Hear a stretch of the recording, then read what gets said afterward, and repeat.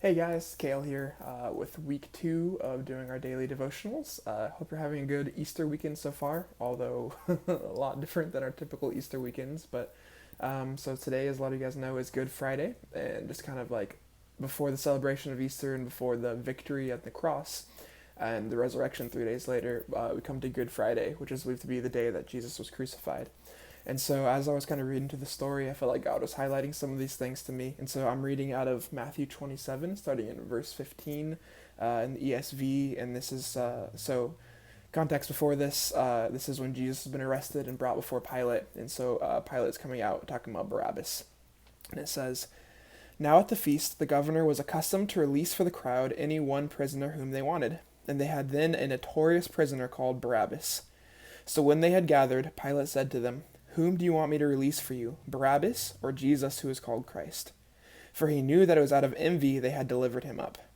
Besides, while he was sitting on the judgment seat, his wife, Pilate's wife, sent word to him, 'Have nothing to do with that righteous man, for I have suffered much because of him today in a dream.' Now the chief priests and the elders persuaded the crowd to ask for Barabbas and destroy Jesus. So the governor said to them, 'Which of the two do you want me to release for you?' And they said, 'Barabbas.' Pilate said to them, 'Then what shall I do with Jesus who is called Christ?' And they all said, 'Let him be crucified.' And Pilate said, 'Why? What evil has he done?' But they all shouted the more, 'Let him be crucified.'"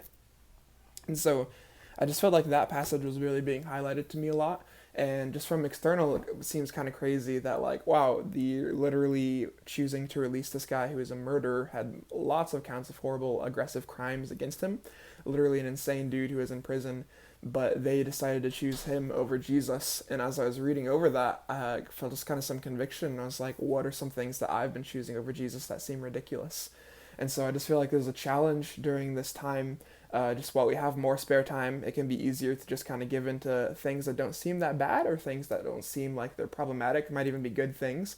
But if we're putting those things over Jesus and if we're not prioritizing Him in this time, then they become idols, even if they're good things. And so I just felt like that's kind of what God was highlighting, just how we need to be careful of our hearts during this time and just continue to choose Him and put Him first over all these things. And over, with all the spare time that we have and the more extra time we have, we can be using it to dig into Him and be partnering in Him with what He's doing. So, love you guys. Hope you have a great Easter weekend, even though it's going to be super different. And remember, you can't spell quarantine without URAQT.